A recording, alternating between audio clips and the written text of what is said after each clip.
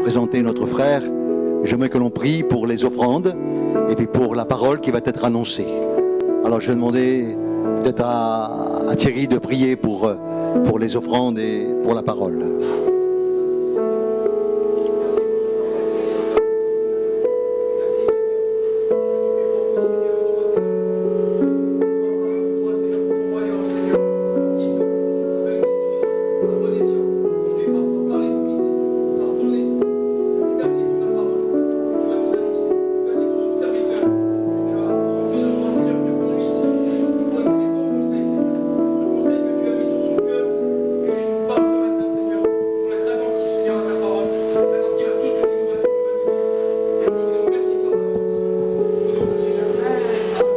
Amen.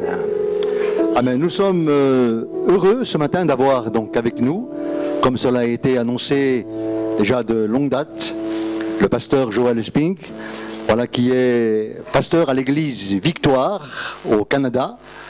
Il est déjà venu nous visiter l'an passé et l'église a été bénie par son passage, voilà, par la parole qui a été annoncée.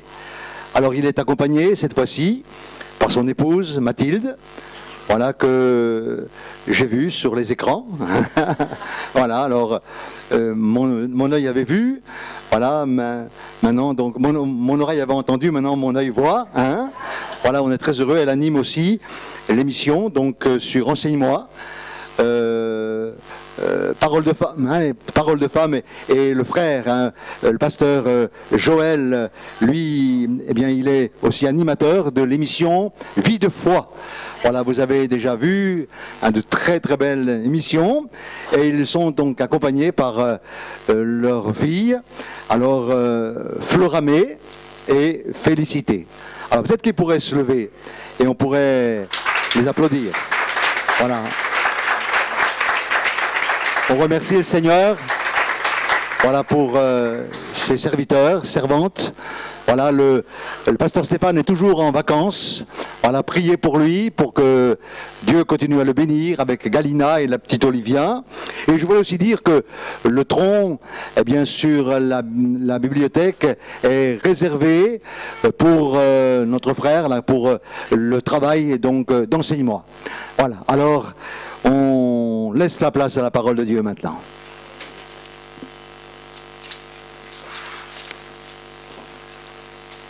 Merci beaucoup, pasteur. Gloire à Dieu. Bonjour, vous allez bien? Amen. Je suis content d'être avec vous aujourd'hui et je vais inviter mon épouse Mathilde qui va venir vous saluer.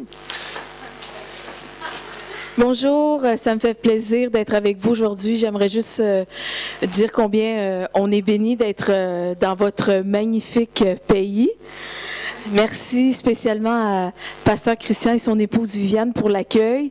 On est vraiment heureux et honorés d'être au milieu de vous. J'aimerais juste vous bénir au nom de Jésus. C'est magnifique ici, il fait chaud, c'est glorieux. Et je crois que l'endroit où vous êtes placé, c'est prophétique, beau soleil. Vous êtes appelés à briller dans ce monde vraiment qui est totalement différent du nôtre. Mais vraiment, Dieu vous encourage à briller. Soyez des porteurs de sa gloire dans beau soleil, dans tout le sud de la France. Et vraiment, je veux vraiment bénir cette église et je prie que vous puissiez impacter votre région et toute la France pour le réveil. Vraiment, c'est notre cœur, c'est ce qu'on porte et vraiment, on est reconnaissant de pouvoir parler dans votre vie aujourd'hui. On est reconnaissant de pouvoir être parmi vous.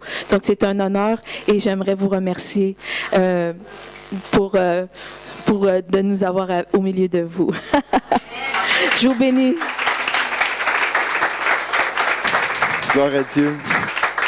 Oui, premièrement, j'aimerais remercier Pasteur Christian Caddy et son épouse Viviane, un couple formidable que j'apprends à découvrir encore plus. J'étais ici avec vous l'an passé et puis quand je les rencontre, c'est toujours un plaisir d'être avec eux et avec vous. Donc, merci beaucoup pour l'honneur de prêcher dans votre maison.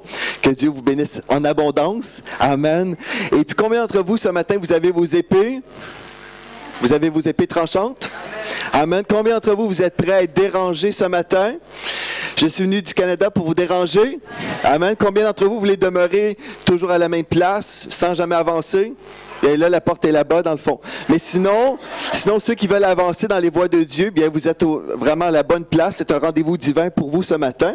En fait, le Seigneur m'emmène depuis plusieurs mois. Je visite je visite des églises différentes en France. Et puis, Dieu me donne un message pour les Français. C'est un message que je prêche également à la maison au Canada. Je prêche souvent sur la gloire de Dieu. Quand je parle de la gloire de Dieu, c'est en fait un message qui concerne la présence tangible de Dieu. Souvent, on a entendu parler de la présence de Dieu, mais les gens ne sont pas forcément dans la foi que Dieu va se manifester dans sa gloire. Et je crois que Dieu veut se manifester en France. Comme vous savez, en 2004, le Seigneur m'a visité et m'a donné vraiment un fardeau pour le peuple français. Et puis, autrefois, ce n'était pas le cas du tout. Je vous ai raconté mon témoignage, je crois, lors de ma dernière visite ici en France. Et puis aujourd'hui, je vais poursuivre en fait dans cette même vision. Si vous êtes ici pour les deux cultes aujourd'hui, bien c'est un message en deux parties. Et puis ma prière pour vous, c'est que vous allez recevoir une parole qui va changer vos vies. Mais juste avant de lire la parole, j'aimerais qu'on puisse prier ensemble. OK? Donc Père éternel, on veut te remercier Seigneur pour ta présence qui est déjà dans ce lieu. Je te remercie pour chaque frère et sœur qui se sont rassemblés, qui se sont déplacés aujourd'hui pour entendre ta parole. Et Esprit de Dieu, maintenant, on reçoit de toi. Je prie Seigneur que tu remplisses ma bouche maintenant de tes paroles qui vont changer les vies. Dans le nom de Jésus, on a prié. Amen et amen. Gloire à Dieu. J'aimerais vous inviter, venez avec moi dans Ésaïe. Ésaïe chapitre 60. Et je vais vous lire un texte concernant la gloire de Dieu. En fait, je crois que nous vivons dans un temps spirituel, un temps stratégique pour la France. Amen. Et comme j'ai mentionné la dernière fois quand j'étais ici, nous sommes dans cette même saison spirituelle, mais là, c'est vraiment à nous de choisir si nous allons faire partie des plans de Dieu. C'est soit qu'on va embarquer, comme je dis au Québec. Au Québec, on dit ça toujours, embarquer, débarquer, mais c'est à nous d'embarquer dans les plans de Dieu, dans ce bateau de Dieu où on va voir le bateau passer et puis on va juste être spectateur de ce que Dieu va faire. Mais moi, je veux faire partie de cette croisière de la gloire. Et j'espère que c'est votre prière aussi. Donc, dans Ésaïe chapitre 60, au premier verset, il est écrit « Lève-toi, sois éclairé, car ta lumière arrive, et la gloire de l'Éternel se lève sur toi. Voici les ténèbres couvrent la terre et l'obscurité les peuples, mais sur toi l'Éternel se lève, sur toi sa gloire apparaît. » C'est une parole qui est véritable pour nous aujourd'hui. On peut croire dans cette gloire, dans la présence de Dieu qui se manifeste d'une façon tangible et glorieuse. Et comme j'ai passé du temps aussi avec Pasteur Stéphane qui était de passage au Canada, on a fait des émissions de télé ensemble, comme on a pu apprendre à découvrir nos cœurs, j'ai vraiment discerné chez lui un homme de Dieu qui aimait la présence de Dieu. Et je sais aussi, Pasteur Christian, son épouse, ils aiment la présence de Dieu, ils veulent voir la gloire de Dieu envahir cette place. J'aimerais vous dire, dès qu'on commence à se positionner pour vivre le surnaturel de Dieu, la gloire de Dieu, vous devez comprendre que le diable va s'opposer pour essayer de détruire tout ce que Dieu veut faire. Êtes-vous conscient de ça? Nous sommes dans une guerre spirituelle, frères et sœurs. J'aimerais ça vous annoncer un message juste de la gloire de Dieu, mais ce matin, ce que j'ai reçu de Dieu pour vous, en fait, c'est que vous devez réaliser que vous êtes littéralement dans une guerre spirituelle et aujourd'hui, vous avez le choix, vous pouvez prendre une décision aujourd'hui et dire, moi, je vais faire partie de cette armée glorieuse qui va recevoir la gloire pour la France parce que Dieu n'a pas oublié le peuple francophone. Dieu veut sauver le peuple francophone. Amen. Il veut sauver la France. Et comme j'ai prêché récemment à Fréjus, la présence de Dieu était pour ce peuple-là, mais aussi pour vous. Et Dieu vous appelle à briller, comme on vient de lire dans la parole de Dieu, Dieu vous appelle à briller pour gagner des âmes à l'extérieur. Amen. Amen. Mais là, on doit comprendre, si en fait, nous croyons vraiment le message du réveil, que Dieu va envoyer un grand réveil ici en France. Comme je vous ai déjà annoncé, en 2004, le Seigneur m'a donné cette parole et que j'ai entendu très fortement dans mon cœur. J'ai entendu, la France ne sera plus connue pour la Tour Eiffel, mais pour le mouvement du Saint-Esprit. Et je crois dans cette parole, et si je suis ici aujourd'hui, c'est à cause, en fait, Dieu m'a parlé et m'a donné ce mandat, ce fardeau pour le peuple francophone. Bon, c'est très bien de savoir que Dieu a un plan, que Dieu a une vision pour nous, que Dieu ne nous a pas oubliés, mais aussi vous devez vous rappeler que le diable ne vous a pas oublié non plus. Et dès que vous commencez à prier, dès que vous commencez à être sérieux pour le réveil, il va toujours y avoir un esprit contraire qui va vouloir détruire détruire le plan de Dieu. Gloire à Dieu, parce que nous sommes plus que vainqueurs en Jésus-Christ. J'aimerais ça vous donner juste rapidement un verset dans la parole qui nous parle comment faire pour vivre la gloire de Dieu et le réveil. Aimeriez-vous ça vraiment? Vraiment voir un réveil ici à Beau-Soleil et au-delà. Et voir les gens se convertir sur les rues. Nous sommes tout près de Monaco ici. Aimeriez-vous ça voir les gens se repentir de leurs péchés comme on a vu autrefois quand il y avait deux petites dames qui priaient pour un réveil dans les pays de Galles où les gens ont reçu une conviction du Saint-Esprit. Des fois, on est là, on s'imagine que les gens sont perdus, mais si on peut vraiment entrer dans la vision de Dieu, on peut voir qu'un vent de l'Esprit peut venir et les gens qui sont les plus perdus selon nous peuvent vraiment être sauvés, nés de nouveau, remplis du Saint-Esprit.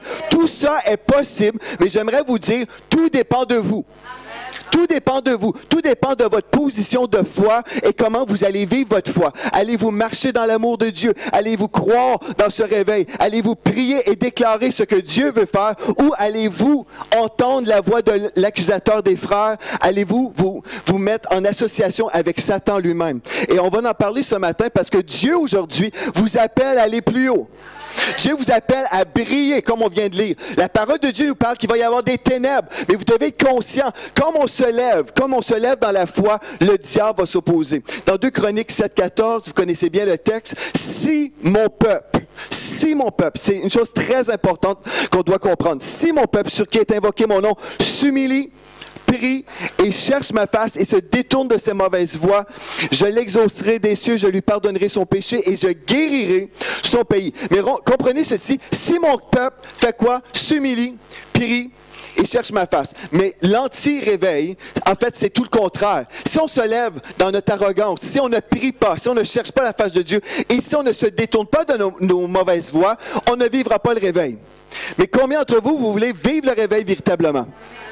Amen. Et dans Éphésiens 5,14, il est écrit « Réveille-toi, toi qui dors. Relève-toi d'entre les morts. » Donc, Dieu nous appelle à se réveiller premièrement. Si on va vivre le réveil et voir vraiment la gloire de Dieu ici en France, nous devons être conscients que Dieu nous appelle personnellement à se réveiller.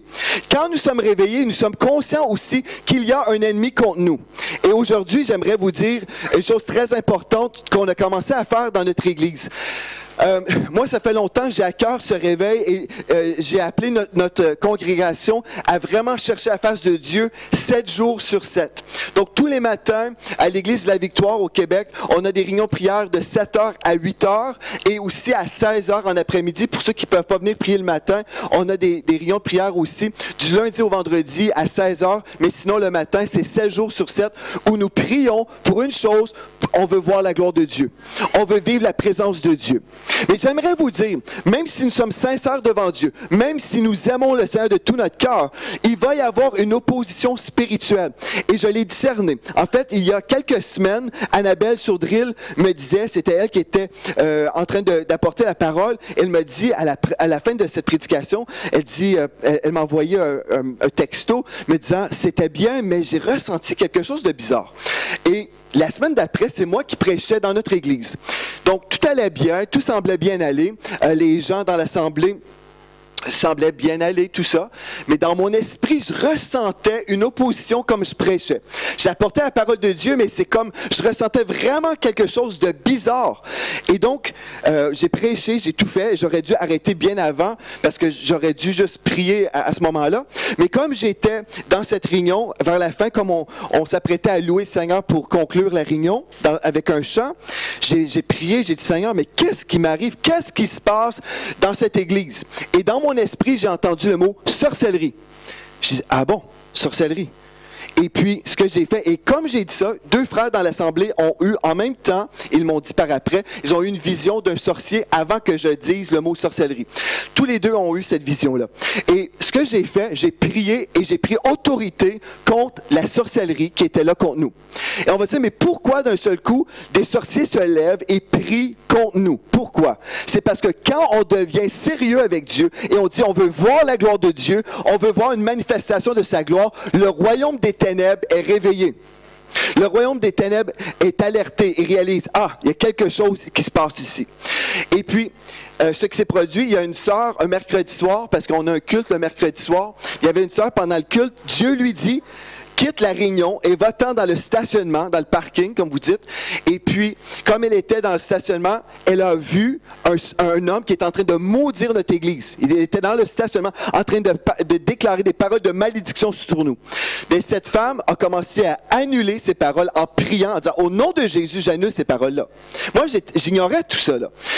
Il y a eu une autre sœur de l'église. Dieu la réveille à 3 heures du matin, lui disant, va-t'en à l'église. Va-t'en dans le stationnement de l'église. Elle se rend à l'église, dans le stationnement. Il y a un homme à 3 heures du matin en train de maudire notre église. Mais pourquoi le diable se lève contre nous? C'est parce que nous prions et c'est parce que nous voulons voir la gloire de Dieu. Avant on priait, oui, on avait nos cultes, mais on n'était pas aussi déterminés comme nous sommes en ce moment, où on prie 7 jours sur 7.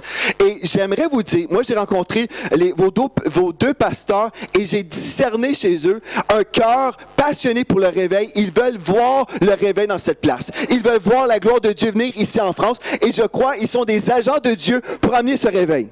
Mais il va y avoir une opposition spirituelle contre eux pour détruire l'œuvre de Dieu. Et c'est à vous de réaliser, est-ce que je vais être avec le peuple de Dieu ou est-ce que je vais être avec l'accusateur des frères? Et c'est ça que je reçois pour vous aujourd'hui. J'aimerais ça vous inviter à ouvrir votre cœur parce que vous avez un choix devant vous. C'est une réunion vraiment importante ce matin. J'aimerais vous dire, vous avez un choix devant vous, soit être dans la gloire de Dieu ou vous allez être un spectateur de cette gloire et vous allez rater ce que Dieu veut faire.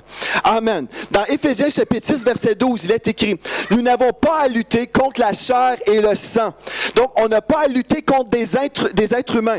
C'est toujours spirituel. La Bible nous dit, mais contre les dominations, contre les autorités, contre les princes de ce monde de ténèbres, contre les esprits méchants dans les lieux célestes.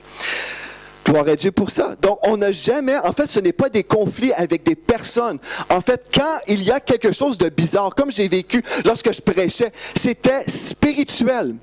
Donc, quand j'ai pris l'autorité sur ces esprits méchants qui venaient nous attaquer, on a vu un changement spirituel dans l'assemblée d'un seul coup. En fait, cette même journée, j'ai prié et j'ai dit aux gens, j'ai dit à 15 heures aujourd'hui, on va avoir une réunion de prière et on va vraiment s'accorder dans la foi pour vivre vraiment un changement dans l'atmosphère. Parce que c'était bizarre. C'était bizarre. Et on n'a pas à subir ces choses-là. En tant qu'enfant de Dieu, on n'a pas à subir le climat spirituel du diable. C'est à nous de changer le climat spirituel. C'est à nous de déclarer que la gloire de Dieu envahisse cette place. Il y a des paroles qui ont pu dire, des paroles qui ont pu être prononcées. Ah, l'Église de la Victoire va vivre une division. l'Église de la Victoire va vivre ceci, va vivre cela. Non, non, non. On prend autorité sur ces esprits de mensonges et on déclare la gloire de Dieu et le réveil de Dieu. Amen. Donc, si, admettons, je vous partage un peu mon cœur et en passant, on n'a pas vécu de division, au contraire. Dieu bénit, Dieu guérit, Dieu touche les gens et les vies. Gloire à Dieu. Mais on a dû vraiment discerner que le diable était contre nous. Et quand je vous parle du diable, ce n'est pas pour vous effrayer. Je veux juste que vous compreniez que vraiment nous sommes dans une guerre spirituelle en ce moment.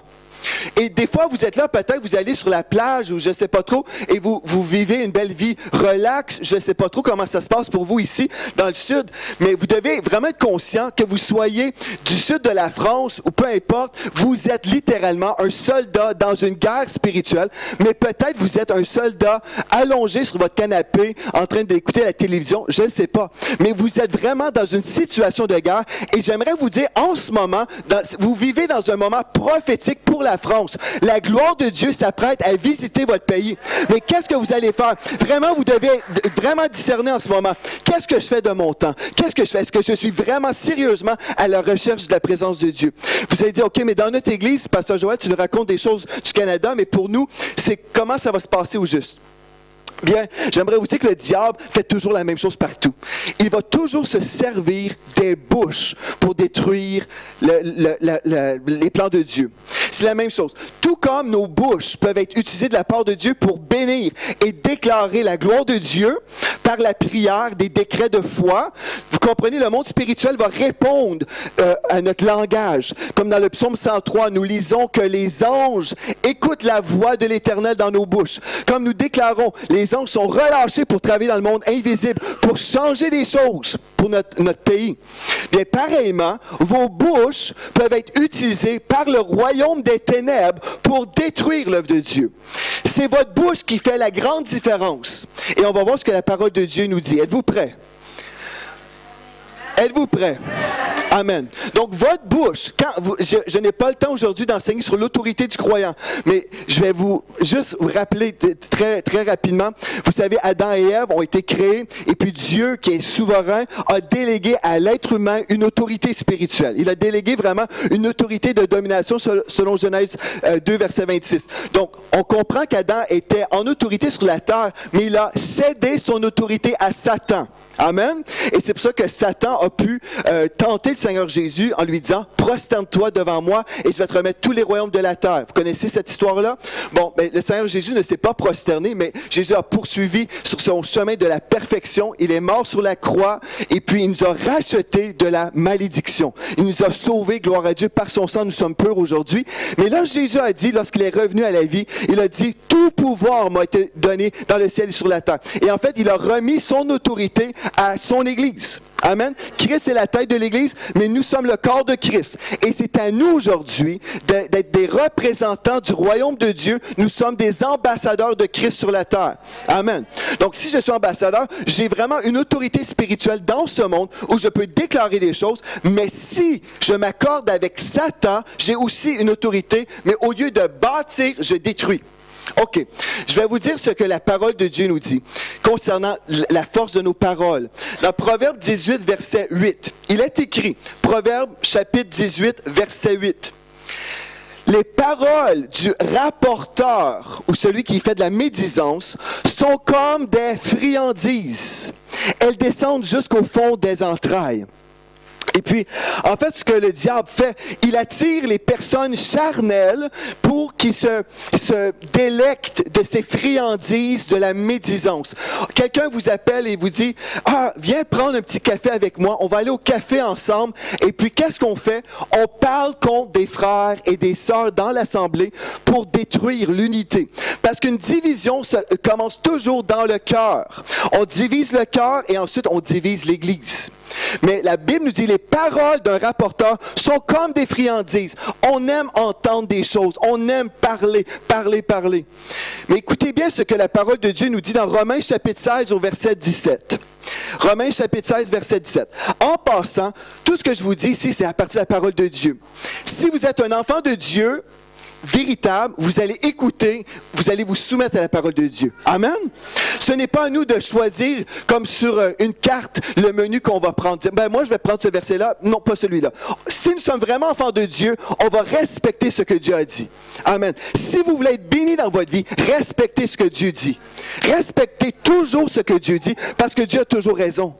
Vraiment, j'aimerais vous dire, frères et sœurs, j'ai vu des ministères, parfois un potentiel extraordinaire, totalement détruit par des gens qui ne se sont pas soumis à la parole de Dieu. La Bible nous dit, dans Romains 16, verset 17, « Je vous exhorte, frères, à prendre garde à ceux qui causent des divisions et des scandales au préjudice de l'enseignement que vous avez reçu. » La Bible nous dit, « Éloignez-vous d'eux. » Éloignez-vous d'eux. Donc, c'est un commandement. S'il y a des gens qui vous détournent des voies de Dieu, qui parlent contre des frères et des sœurs ou des serviteurs de Dieu, la Bible nous dit de ne pas écouter les paroles des rapporteurs, mais de s'éloigner. Et la Bible dit, prendre garde à ceux. Donc, on doit les discerner. Prendre garde à ceux qui causent des divisions et des scandales. Amen. Amen. Dans notre Église, on a eu une sœur qui est venue, et puis c'est remarquable. Cette sœur-là a dit, Pasteur Joël, mon ministère, c'est d'évaluer les pasteurs. Donc moi, j'arrive dans une église, je passe 6 mois, je vous évalue, et après mon 6 mois, je vais vous donner mon évaluation, comment vous devez changer votre vie. Comment vous devez adapter vos messages. C'est ça mon ministère que Dieu m'a confié. J'ai dit, ma sœur, votre ministère vient d'arrêter maintenant. C'est la fin de votre ministère. Ce n'est pas biblique, ce n'est pas du tout biblique, ce n'est pas aux brebis de corriger les bergers. Ce n'est pas les brebis qui corrigent les bergers. C'est les bergers qui sont encouragés par les bergers qui les entourent. Amen. Ce n'est pas aux brebis de discerner, je pense que ceci, je pense que cela. Savez-vous, il y a des choses, j'aimerais vous dire, j'ai eu des gens dans mon bureau à l'époque quand je faisais de la relation d'aide. Je recevais par exemple un couple dans mon bureau qui me racontait leur vie de péché. Ils me racontaient, ils me débordaient, ils me disaient tout ce qui se passait dans leur vie. Et puis je priais avec ces gens, j'avais de la compassion pour ces gens. Et là, ces même personne sortait de mon bureau, se promenait dans l'église. Il disait, le pasteur Joël ne nous laisse pas entrer dans notre appel et notre destinée. Il nous limite dans notre avancement ministériel. Comprenez ceci, un pasteur ne peut jamais se défendre. Si on attaque un pasteur, cette personne, c'est un lâche. Savez-vous pourquoi? Un pasteur ne peut pas se défendre parce qu'il fait confiance à Dieu qui lui rendra justice. Mais écoutez bien ceci. Quand j'ai entendu des choses circuler dans mon église, j'ai dit, mais ces gens qui m'ont révélé leur vie de débauche se promènent dans l'église en disant que je les limite dans leur ministère. Si je devais me tenir devant l'église et révéler la vérité sur ces gens-là, les gens comprendraient très facilement et dire, je comprends pourquoi le pasteur vous limite. Vous avez des sérieux problèmes. Vous comprenez? Mais je ne peux pas faire ça parce que je suis un pasteur. Mon rôle, ce n'est pas de détruire des vies, c'est de bâtir. Donc, dès que vous jugez un ouvrier du Seigneur, c'est très sérieux parce que vous ne connaissez jamais toute l'histoire. Amen. J'ai eu des gens qui ont dit, pasteur Joël, on a tel évangéliste qui est de passage dans notre ville. Et puis le pasteur Joël n'a pas évité tel orateur. Ah, je trouve qu'il n'a pas agi. Il aurait dû faire ceci ou cela. Mais les gens parlent. Les gens parlent. Et dans mon esprit, savez-vous, quand vous avez reçu une onction d'être pasteur, Dieu va vous parler à vous. Mais ça se peut que des fois, Dieu va parler au pasteur et vous ne comprendrez pas pourquoi vous devez marcher dans la loyauté et faire confiance. Et dans mon esprit, Dieu me disait, non, invite pas cet homme-là. N'invite pas cette... Et plus tard, on a entendu toute une histoire sur cet homme-là.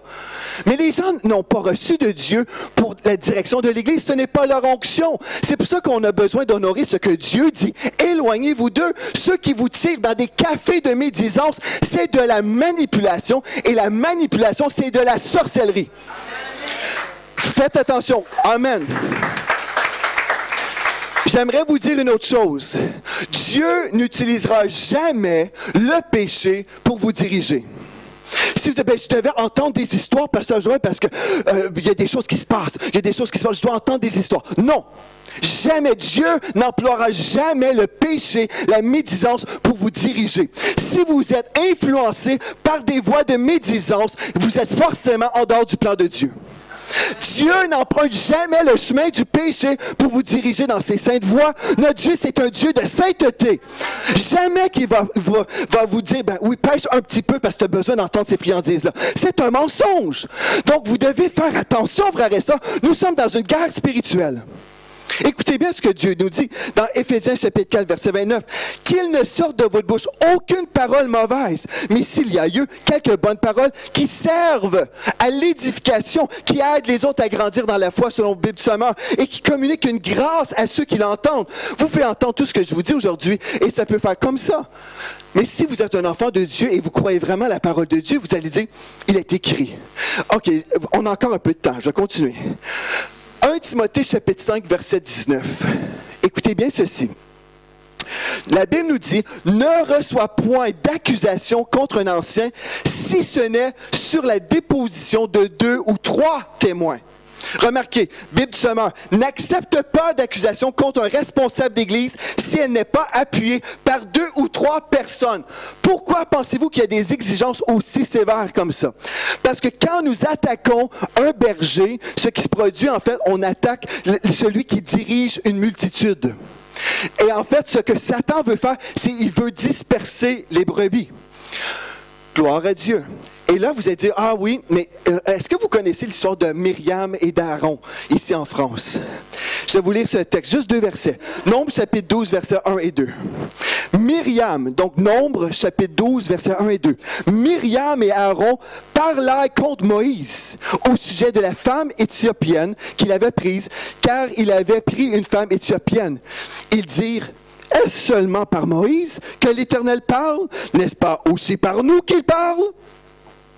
Ce n'est pas en fait un texte qui reflète vraiment 2 Corinthiens 7, 14 que nous avons lu. Que si mon peuple sur qui est invoqué mon nom s'humilie, prie et cherche ma face. C'était des gens dans l'arrogance. Est-ce seulement par Moïse que l'Éternel parle? N'est-ce pas aussi par nous qu'il parle? Ah, c'est juste une question en fait. Et cette question, qu'est-ce que Myriam a récolté dans sa vie? De la lèpre. mais ça a pris le serviteur de Dieu. Pourquoi pensez-vous qu'il y avait une conséquence aussi terrible, aussi sévère? Pourquoi pensez-vous? Parce que quand nous attaquons des serviteurs de Dieu, nous attaquons en fait les représentants de Dieu sur la terre. Et on est en train de cracher au visage de Dieu. Si, admettons, vous avez un ambassadeur, vous envoyez un ambassadeur de la France qui arrive au Canada, et si on le chasse, on dit « quittez le territoire canadien », pensez-vous que les Français vont se réjouir? Non! Vous me suivez? Vous comprenez le français que je prêche? Les gens vont dire, ah, mais ils ont chassé notre ambassadeur. Mais en fait, les hommes et les femmes de Dieu que Dieu a établis dans une maison sont les représentants de Dieu. Et la Bible nous dit qu'ils sont dignes d'un double honneur. Double honneur. Donc, quand on reçoit un homme et une femme de Dieu, on reçoit en fait le Dieu qu'il représente. Nous disons, Seigneur, on veut, en passant au ciel, le climat spirituel du ciel, c'est l'amour et l'honneur. L'amour et l'honneur. J'étais dans une église au Québec, j'ai ressenti dans mon esprit que je devais prêcher un message semblable sur l'honneur. Et dès qu'on a renversé le déshonneur, la gloire de Dieu est venue dans l'église. Il y a quelque chose dans le monde de l'esprit. Dieu aime l'honneur, Dieu aime l'amour. Mais le diable, c'est tout le contraire. Alléluia. Gloire à Dieu. Une fois, j'étais responsable des rencontres dans notre région, l'intercession régionale, parce que j'avais à cœur le réveil et j'ai dit, on va organiser des réunions de réveil, des réunions de prière où on va intercéder ensemble. On va intercéder, on va vraiment prier Dieu pour que Dieu se lève dans cette ville, que Dieu fasse des miracles parmi nous. Et je travaillais avec un frère aussi d'une autre assemblée. Et comme j'étais là, pendant 1 an, j'ai travaillé pour faire des réunions comme ça. On était des fois 5 églises qui participaient. C'était quand même bien. Ah, merci. Merci. Et puis, une fois, j'étais dans ma salle de bain. Je disais, Seigneur, mais pourquoi je me sens bizarre? J'ai pas à cœur d'aller organiser cette rencontre de prière, cette réunion de prière. J'ai pas à cœur. Je sens cette lourdeur. Avez-vous déjà ressenti une lourdeur? Je sentais une lourdeur, j'ai dit, mais c'est pas normal, Seigneur. Tu m'as appelé à organiser ces réunions de prière et je ressens cette lourdeur. Et c'est important d'être conscient. C'est important pour nous de discerner le climat spirituel. Et j'ai dit, Seigneur, tu dois me parler tout de suite parce que c'est anormal ce que je ressens. Et là, le Seigneur, j'ai dit, parle-moi, Seigneur. Tout de suite, Dieu m'a dit Proverbe 11:11. J'ai dit, ah, OK. Je suis allé dans ma Bible et puis j'ai lu Proverbe 11:11. Le texte dit, la ville s'élève par la bénédiction des hommes droits, mais elle est renversée par la bouche des méchants. J'ai dit, oh, je savais d'un seul coup, j'ai dit, Seigneur, je sais que tu me relâches tout de suite de cette organisation. Tu me relâches, je n'ai plus à porter ça. Dieu venait de me dire à ce moment-là que la ville était renversée par la bouche des chrétiens. La ville. Je faisais des réunions de prière, mais au lieu de vivre la gloire de Dieu, c'était une lourdeur. Savez-vous pourquoi? Je me suis retiré de ce regroupement-là. J'ai dit au pasteur avec qui je travaillais, j'ai dit, écoute, moi, je vais me retirer, je te laisse continuer. Je ne voulais pas lui dire ce que j'avais reçu de Dieu, parce que je ne voulais pas le démotiver. Mais j'ai dit, je vais me retirer, tu peux poursuivre, et puis il m'a respecté. Il dit, par contre, est-ce que tu peux assister à la réunion qu'on avait mercredi soir, parce que tu étais supposé être là, est-ce que tu peux poursuivre? J'ai dit, certainement, je vais honorer ma parole. Donc, j'étais là le mercredi soir, comme ma dernière réunion. Et le pasteur, là, qui présidait, a dit, ce soir, j'aimerais juste qu'on commence avec Proverbe 11:11. Et pour moi, c'était un sceau de Dieu. Mais lui, il l'a pris vraiment de la bonne façon. Dans le sens, pour son application, c'était l'application positive. La ville s'élève par la bénédiction des hommes droits. Alléluia. Mais l'autre est vrai aussi, l'autre portion, mais elle est renversée par la bouche des méchants. Moi, je n'ai jamais rien voulu lui dire parce que je ne voulais pas le démotiver. Mais je savais, Dieu m'avait donné un sceau. En fait, parce que tant et aussi longtemps qu'on se maudissait, Dieu ne pouvait rien faire. Parce que Dieu peut juste répondre à nos cris de prière lorsque nous sommes dans l'amour et comme nous sommes dans l'intégrité. Ce qui s'est produit, 1 an passe, et puis le pasteur dit, est-ce que tu peux revenir prêcher dans notre ralliement? J'ai dit, écoute, moi je suis un homme transparent. Moi je participe seulement à des choses quand j'y crois. J'ai dit, si tu veux, je vais te dire ce que j'ai reçu de Dieu. Ces rassemblements sont remplis d'hypocrisie. Je lui ai dit tout ce que j'ai dit, c'est que de l'hypocrisie. Et j'ai dit, moi je suis incapable de prêcher là-dedans. Si je dois être un hypocrite, c'est pas moi. Il dit, mais pasteur Joël, il dit, tu viendras, tu diras tout ce que tu viens de me dire, tu le diras à l'assemblée. J'ai dit, parfait. Je suis allé, et puis j'ai dit à tout le monde, j'ai dit, écoutez, j'ai dit, Dieu ne peut rien faire ici, parce que vous êtes dans l'hypocrisie. Et savez-vous ce que j'ai entendu? Même pendant ce temps, il y avait même un pasteur qui avait écrit un livret contre moi. Est-ce que Dieu peut bénir quand nous ne sommes pas dans l'unité? Non, c'est impossible, c'est un non-sens. J'ai dit tant et aussi longtemps qu'on est dans l'hypocrisie, Dieu ne pourra rien faire. Mais c'est notre choix si on veut vivre la gloire de Dieu. Mais en fait, ce que je vous dis là, la Bible dit, la ville s'élève par la bénédiction des hommes droits. Allez-vous marcher dans la droiture, frères et sœurs? Allez-vous vraiment être conscient que vous êtes dans une guerre spirituelle? Alléluia! Et là, les gens se sont repentis, mais j'ai dit une chose. La repentance publique ne vaut rien quand on ne le fait pas personnellement. Et si on a fait du tort à un frère, une sœur, on va lui demander pardon. Parce que se repentir au Seigneur, pardonne-nous pour nos fautes, nos péchés, alléluia, alléluia. Ça vaut rien si on ne passe pas à l'action. Si on a parlé contre un frère ou une sœur, on va s'humilier. C'est ça que la Bible dit. Si mon peuple, sur qui est invoqué mon nom, s'humilie. On s'humilie, on dit, Seigneur, je te demande pardon, j'ai fait du mal. Et on va voir nos frères et nos sœurs, je te demande pardon, j'ai été un hypocrite. Dieu voit tout en passant. On peut avoir les plus belles louanges, être « Oh! » Dieu voit nos cœurs, Dieu entend nos paroles. Et le monde spirituel entend nos paroles. Si on veut vivre la gloire de Dieu, c'est notre choix. Nous avons un choix, frères et sœurs, et vous, ici à Beau-Soleil, vous êtes dans une saison spirituelle, et partout dans la France, nous vivons dans un temps très stratégique. Très stratégique. J'aimerais vous le dire, soyez vraiment réveillés et allumés, frères et sœurs.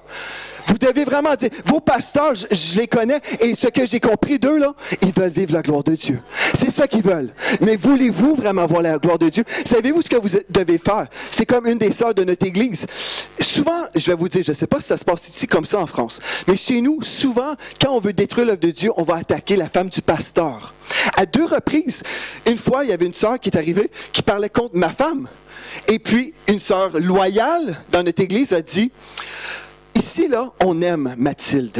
On aime et on ne parle pas contre Mathilde. C'est la femme de notre pasteur, on la protège. Et puis, tout de suite, la femme a su, ah, OK, ça se passe pas comme ça ici. Une fois, je prêchais dans une église à Ottawa où j'étais pasteur associé pendant une saison, courte saison. Il y avait une femme qui est venue vers moi qui ne connaissait pas ma femme. Elle dit, vous savez, pasteur, la petite blonde, là, elle est comme ci, comme ça, comme ci, comme ça. J'ai dit, ah bon? Les placeurs, sortez cette femme de l'Église. Non, c'est de la division, c'est un esprit de division. On ne parle pas contre les autorités spirituelles. Remarquez, vous dites, oui, mais Aaron et Myriam, eux, ils avaient peut-être raison. J'aimerais vous dire, savez-vous, s'il y a un problème, allez toujours voir directement votre autorité spirituelle ou votre responsable de département. Je ne sais pas comment cette église est organisée, mais chez nous, si vous avez un problème, allez parler avec votre responsable qui est en mesure de faire un changement. Parce qu'en fait, ce qu'on veut, ce qu'on devrait vouloir, c'est que l'église avance, c'est que l'église soit forte et puissante. Mais si on parle à droite et à gauche, à quelqu'un qui n'est pas en position de changer des choses, ce n'est que des friandises et vous travaillez avec Satan lui-même. J'aimerais vous dire, c'est ça que vous êtes en train de faire. Amen. Proverbe 25, verset 19. Parlez avec votre responsable de département. Et là, s'il n'y a rien qui se passe, allez voir humblement votre berger et dites, je suis concerné pour telle situation. N'arrivez pas avec un esprit hautain et dites, c'est comme si qu'on devrait faire. Non, vous ne connaissez pas les raisons. Il y a des fois, des gens ne savent pas ce qu'on connaît. Et s'ils savaient, peut-être ils agiraient d'une autre façon aussi. Mais peut-être ils feraient la même chose. Amen. Un peu d'humilité. Dieu nous appelle à vivre sa gloire, mais marcher dans l'humilité. Proverbe 25, verset 19. Se fier, Proverbe 25, 19. Se fier à un homme déloyal au jour du malheur, c'est comme se fier à une dent branlante ou à un pied chancelant. En d'autres mots, c'est négatif. Voulez-vous avoir des personnes dans votre vie qui vous aiment et qui marchent dans la loyauté envers vous? Semez ce que vous voulez récolter, frères et sœurs. En passant, j'ai vu beaucoup de choses dans ma petite vie de 42 ans. J'ai été élevé chrétiennement, ma mère a accouché, j'étais à l'église le premier dimanche que je suis venu au monde. Et j'étais à l'église chaque dimanche de ma vie. Vraiment, littéralement, c'est pratiquement le cas. J'ai vu beaucoup de belles choses, mais j'ai vu beaucoup de mauvaises choses aussi. Quand les chrétiens sont charnels, en passant, je veux répéter une chose. Dieu ne vous dirigera jamais en passant par un chemin du péché.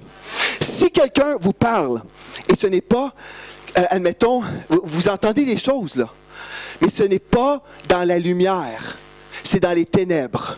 J'aimerais vous dire, Dieu ne se tient pas dans les ténèbres. Quand j'arrive, vous savez, j'ai eu des situations où des gens faisaient de la médisance. Parce que le diable va toujours s'opposer et c'est par la bouche qu'il va travailler.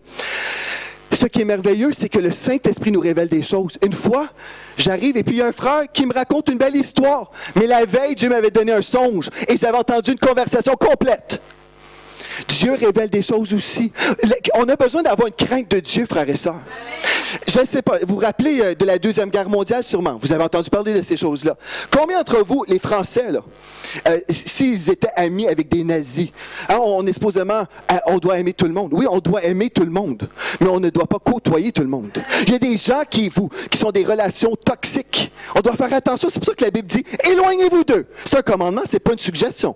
Vous discernez, cette personne-là me parle en mal contre mon autorité spirituelle. C'est grave. C'est très, très grave. Je ne sais pas comment ça se passe ici, mais c'est très, très grave. C'est de la sorcellerie, je ne sais pas si vous réalisez, parce que Dieu a un plan, Dieu a des projets pour cette région, mais il a besoin d'un peuple en amour. Et en passant, votre foi est agissant uniquement dans l'amour. Votre foi opère seulement dans l'amour, parce que votre foi, c'est comme une petite voiture, vous mettez l'essence, c'est l'amour qui propulser. Si vous sortez du chemin de l'amour, vous marchez seul, parce que Dieu est amour et Dieu circule seulement sur le chemin de l'amour. Dieu est un Dieu de lumière. Il ne fait rien dans les ténèbres. Si, admettons, vous êtes dans un petit café, vous prenez votre petit café avec un frère et on parle contre un frère ou une sœur dans l'église, peu importe. Et là, vous dites, frère, est-ce que tu aimerais ça maintenant qu'on parle vraiment dimanche matin, qu'on raconte tout ça? Est-ce que tu serais fier qu'on raconte tout ce que tu viens de me dire en ce moment? Si cette personne dit, non, bien, c'est parce que ces gens-là marchent dans les ténèbres. Dieu ne se tient pas dans les ténèbres. Je vais prier pour vous, parce qu'il y a un deuxième culte. Alléluia. Mais aujourd'hui, soyez fidèles dans l'intercession. Vous voulez voir la gloire de Dieu? Soyez fidèles au Seigneur dans l'intercession. Soyez fidèles envers vos autorités spirituelles. Renversez le déshonneur quand vous pouvez. Bénissez. Que vos paroles soient remplies de bénédictions. En passant, je vais vous dire, moi je prêche 1 heure et demie chez nous. Hein? Donc, je termine avec une histoire. Après, je vais prier pour vous. J'ai connu une sœur dans le Seigneur qui était responsable d'un grand ministère de louanges qui touchait les nations. Grand ministère. Et puis, cette sœur a vécu quelque chose dans l'église locale. Là-bas, il y avait des choses, un peu de désordre. Et puis, elle a réagi. Elle a démarré sa propre église avec son mari. Et là, le ministère qui avait des soucis véritables, il y a eu une correction. Le Saint-Esprit a tout transformé, a tout réglé. Mais cette sœur-là n'a pas été dirigée par le Saint-Esprit. Elle a réagi. Elle dit, ça n'a pas d'allure. Et puis là, elle a réagi. Des années plus tard, je la connais. Elle publie toujours les anciens chants qu'elle faisait il y a 15 ans. Je me dis, mais si seulement elle avait prié, si seulement elle avait payé le prix, au lieu de réagir. Dieu ne vous appelle pas à réagir. Dieu vous appelle à être sensible au Saint-Esprit et marcher selon le Saint-Esprit. Amen. Si Dieu vous dit, tu pries, Dieu vous réveille à 4 heures du matin pour prier, faites-le. Amen. Frères et sœurs, nous sommes en guerre, même s'il fait beau dehors. Que Dieu ouvre vos yeux, que Dieu puisse vous donner vraiment la vision spirituelle, que vous réalisez qu'il y a des enjeux ici. C'est sérieux, frères et sœurs. Ne perdez pas votre temps. Ne soyez pas la génération qui dira, bien, c'est pas pour nous. Mais que vous puissiez dire, c'est pour nous ce réveil. On ne sera pas à côté, mais on va être plein dedans. On va bénir nos ouvriers. Père éternel, je veux prier pour cette église. Tu connais cette église mieux que moi. Tu connais les défis, tu connais les hauts, les bas. Tu connais les ouvriers. Seigneur, dans le nom de Jésus-Christ, Seigneur, je veux maintenant, juste parce que tu m'as donné ce message pour cette église, je veux renverser toute parole de malédiction dans le nom de Jésus-Christ de Nazareth. J'annule ces paroles. J'annule, puisqu'on m'a donné l'opportunité d'être derrière cette chair et de prêcher cette parole, Seigneur, j'annule dans l'autorité du nom de Jésus-Christ toute parole de malédiction. Toute parole de malédiction. Je prie, Seigneur Dieu, le vent de ton esprit et vraiment la crainte de l'Éternel, que la crainte de l'Éternel puisse s'emparer de mes frères et de mes sœurs et vraiment qu'ils puissent avoir une vision, la vision du réveil, la vision des âmes sauvées, une vision, Seigneur Dieu, de restauration. Et Seigneur, je veux, déclarer sur cette église, une salle 4 fois plus grande, Seigneur Dieu, pour accueillir les nouveaux qui arrivent, pour accueillir tous ceux qui vont venir et recevoir de toi. Alléluia. Oh, Seigneur Dieu, je te rends grâce pour tes ouvriers. Seigneur Dieu, je prie aussi s'il y en a ici qui ont déshonoré leur autorité spirituelle, s'il y en a qui ont ouvert des porte à leur propre vie, où ils se sont maudits eux-mêmes en parlant contre des autorités. Je prie, Seigneur, qu'un esprit de repentance vienne dans cette maison. Oh, Esprit de Dieu, je prie que tu souffles sur les vies. Seigneur Dieu, que toute hypocrisie quitte cette place à tout jamais, Seigneur. Que le sang de Jésus purifie. Oh, Seigneur Dieu, élève cette Église. Tu nous dis dans ta parole, si on s'humilie, tu vas nous élever au temps convenable. Oh, que ce temps arrive maintenant, Seigneur Dieu. Élève cette Église à la gloire. Élève cette Église pour resplendir et proclamer que Jésus est Seigneur, que Jésus baptise encore du Saint-Esprit, que Jésus guérit encore. Dans le nom de Jésus. Amen et Amen. Est-ce qu'on peut acclamer Seigneur Jésus? Amen.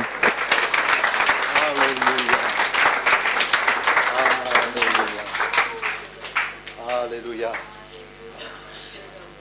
Alléluia. Je crois de tout mon cœur que il faut garder cette parole en nous.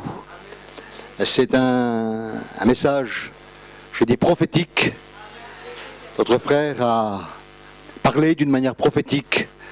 Et quand le Saint-Esprit parle, je crois qu'il faut prêter vraiment attention et mettre en pratique ce qu'il nous dit pour aller plus loin. Je pense que notre désir, c'est d'aller plus loin, alors que Dieu nous aide. Puis c'est aussi une préparation, voilà, pour les semaines qui viennent.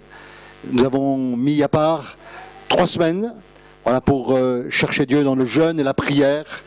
Alors maintenant, c'est une préparation. Voilà, nous voulons rentrer dans ce temps de jeûne, non pas comme par habitude, c'est pas une routine le temps de jeûne. Mais on veut chercher Dieu, voilà, comme tout à nouveau, on veut se placer devant Dieu. Alors les messages qui sont apportés, eh bien nous les gardons dans le cœur. Voilà, Jérémie va peut-être nous conduire encore dans le chant d'un cantique, et puis donc et faire aussi les annonces, avec Marie bien sûr, hein, et puis terminer par la prière.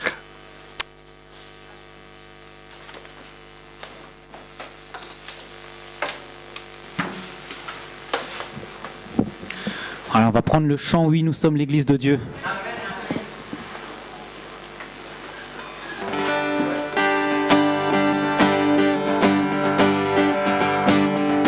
Oui, nous sommes l'Église de Dieu. Oui, nous sommes l'Église de Dieu.